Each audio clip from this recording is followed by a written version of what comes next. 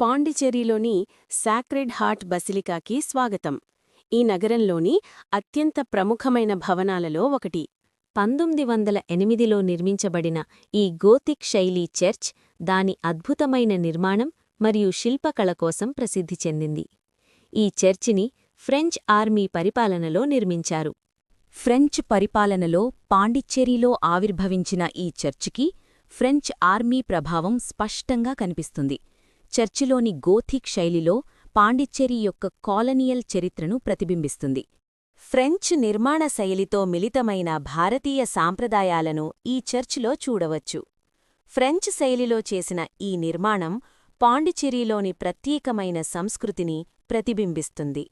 ఈ చర్చిలో క్రీస్తు జీవితాన్ని చూపించే అద్భుతమైన శక్తివంతమైన గాజు జల్లులు ఆ కాలపు శిల్పకళ మరియు ఫ్రెంచ్ శైలి పరిపాలనను చూపిస్తాయి.